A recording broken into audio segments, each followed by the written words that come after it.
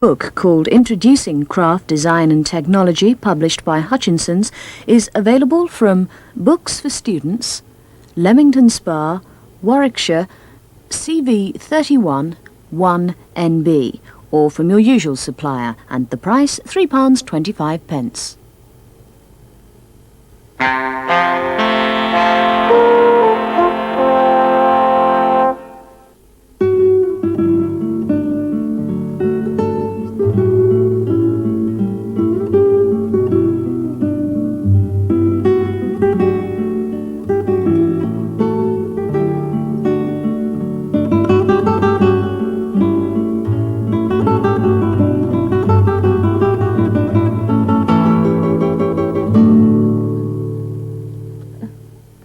Hello.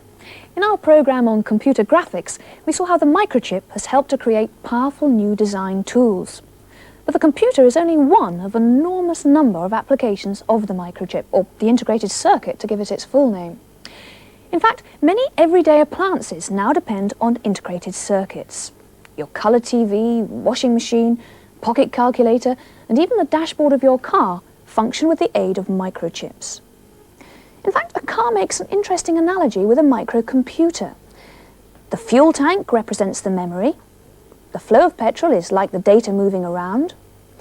The dashboard is the monitor, which allows us to see what's happening inside. And most importantly, the engine of the car is the microchip. Just as the internal combustion engine has been one of the principal driving forces of the mechanical world, the integrated circuit is the engine room of the information age. The integrated circuit is a miracle of microengineering, because in here is a tiny silicon chip smaller than your fingernail. And on that are crammed so many individual elements that they can only be seen with the most powerful modern microscopes. Just look at that detail. And they must be made in a dust-free atmosphere, as any contamination causes malfunctions. This is the head of a pin by the side of the microchip.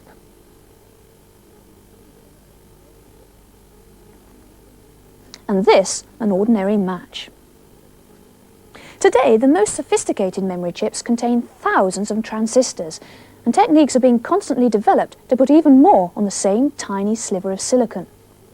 Your calculator, or even your digital wristwatch, now contains more computing power than one of those enormous valve-driven computers of the 1940s. But how is a chip made? How is a request from a manufacturer translated into a chip that will perform so many functions? Matthew Fletcher is a designer with a difference. He designs microchips.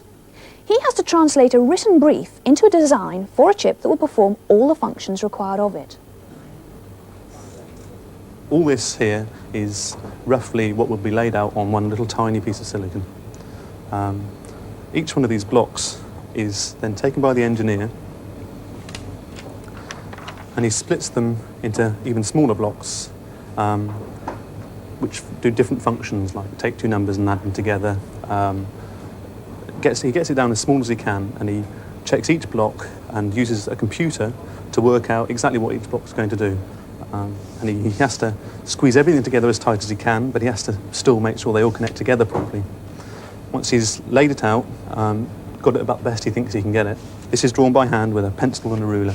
This is a scale of about 500 to 1. Once that's done, it all has to be loaded into the computer so that you can compare it to everything else. The computer will check most things, especially the small detailed things, but the various, where you've got large sections running around the chip, they're checked by hand as well. All this chip, which he's got all the detail for now, is reduced down so that it all fits onto each one of these little wafers, and these are your silicon chips or your ICs, integrated circuits. A chip is an assembly on a small piece of silicon wafer of a large number of different transistors, resistors, diodes, and other electronic functions which go together to make up the complete integrated circuit. What we have to do is to find a way of locally altering the electrical properties of the silicon in very specific and very carefully controlled areas to modify the electrical properties. We do this by introducing impurities in these small carefully controlled areas. The sort of impurities that we introduce are, let us say, arsenic or boron or phosphorus in the elemental form. And we allow them to get into the silicon by, first of all, defining the area in which we want them using the mask, which was the product from the designed group. The process is one of photolithography. What do I mean by that? Well, it's a similar technique to photography, whereby we coat the wafer of the silicon with a photosensitive resist, and then we put this mask, or a very much smaller version of it, in close registration with the silicon and expose ultraviolet light through it. By developing and then etching, we can then make small holes in an oxide layer in each of these sites that you see here, and it is through these holes that we introduce the impurities, the arsenic or the boron or the phosphorus. How do we introduce the impurities? Well, that's done through several methods. One of them is high temperature diffusion in a furnace. Another is using an ion implantation machine.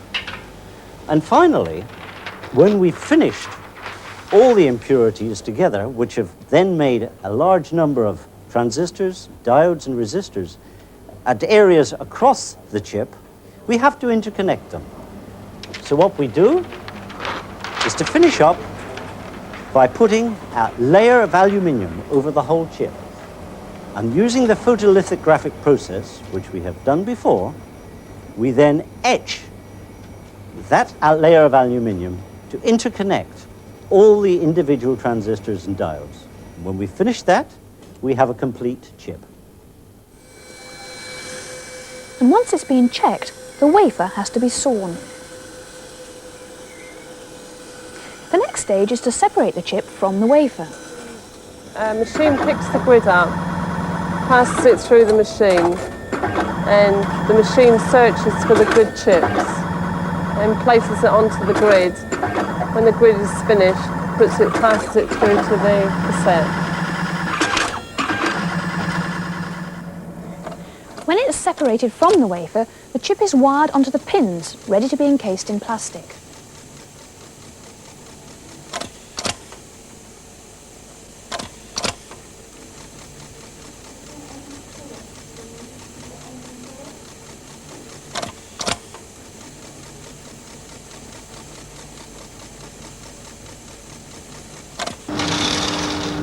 And then the chip is set into its plastic covering.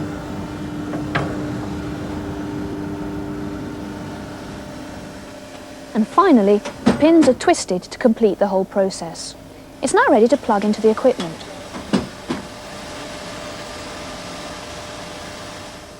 And these are chips just like the ones you've just seen. The incredible intricacy of the design and circuitry of the chip enables all these bits of equipment to function. Well, with me in the studio is William Pohl, who's an electronic engineer, and he's going to explain a bit about the function of the chip in some of these items. Hello, William. Hello, Sue. Thanks very much for coming along. Let's start off first of all with the telephone, because I think that's something that people don't really expect to have microchips in it. Well, indeed. It's only in the last couple of years that the telephone has acquired its own microchips.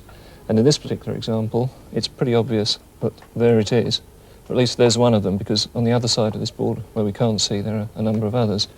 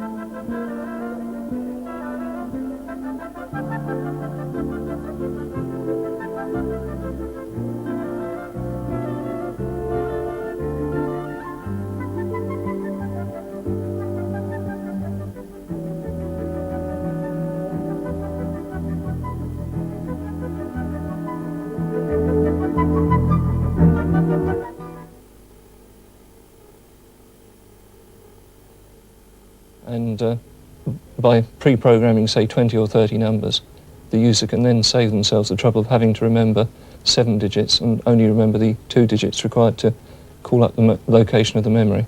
And also it allows you to do sort of useful things, doesn't it? Like if you've called a number and it's engaged, it'll call it back for you automatically until it's not engaged. That's right. The phone will nag the number until it becomes disengaged, and then it'll put you straight through.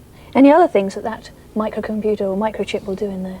Well, yes, it also displays the time, which is the state of the display at the moment, so you can see how long you've been on the phone to Granny and how much it's costing you. Perhaps something you don't want to know. Let's move on now to the compact disc player, because they're quite exciting. How many chips will there be in there? Right, now this is a real piece of high technology. There's over 50 integrated circuits in here, several microcomputer chips probably, all of which are really controlling a very intricate mechanical device, which is contained in this section which slides out. The compact disc player works by rotating this compact disc and reading information which is stored in microscopic form on this side of the disc by using a laser to bounce from the surface of the disc onto a receiving device and then converting this information into audio information. All this has to be done with enormous precision. The data is stored on this side in units which are actually smaller than the sharp end of a pin. They are absolutely microscopic, and the computer is doing a lot of hard work keeping track of what's going on there and producing it in the form of audio, which you take out of the back and plug into your hi-fi. So you had to have a lot of chips to control all that? Yes, there are probably 30 or 40 chips alone just controlling the speed and the rotation of this device. And how many in all? 55 to 60 in a device of this nature. But Hard enough. it is coming down, and sooner or later you'll be able to get one of these that will fit inside the dashboard of a car. In fact, that was the original reason for the choice of this size of disc, so that it fits into a car radio slot. Well, I've been having a bit of fun with microchips actually, because I've programmed this electronic musical instrument to play a tune which I put in earlier. Let's see. There we are. Pretty good, isn't it, that? Makes me feel actually quite musical, which I'm not at all. How many chips would there be in there? Well, curiously, there's probably only one in there. One integrated circuit takes care of everything from reading the keyboard to playing the tune to actually displaying what you typed in on the keyboard in the first place. And you can add rhythm and generally all sorts of other effects as you play the tune back. So nothing like as complicated as the phone? Probably not. Oh, I would have thought it'd be quite complicated. Actually, it seems that miniaturisation is the ongoing thing at the moment, because this is quite small, and looking at that, I mean, I think that's incredible, that calculator. How many chips would be in that one? Well, again, there's only one chip in this, and when you see how thin it is, you can probably imagine it's quite a job getting that one in on its own. This particular calculator also displays another interesting feature of silicon, and that is the chips in the solar cell array there are also made from the same material as the chip in the plastic encapsulation, but these are actually left open to the light, and they can actually generate an electrical signal when light falls on them. I'll prove this by covering them up, and you should see the display has disappeared. Take my finger away, and the display comes back again. That's actually fascinating, that actually. But that's miniaturisation going to the furthest, isn't it? Because if you took any smaller, you actually wouldn't be able to operate the calculator at all. Well, that's quite right. There's no room for any batteries. There's no room for any repairs. Incredible. Well, thanks very much indeed, William. It was very interesting.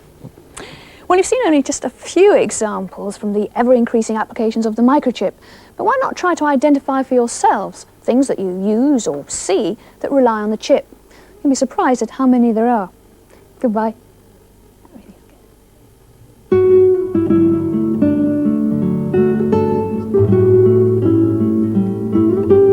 Well, we're very sorry about the loss of sound during that programme. I hope it didn't spoil your enjoyment or understanding of the programme too much.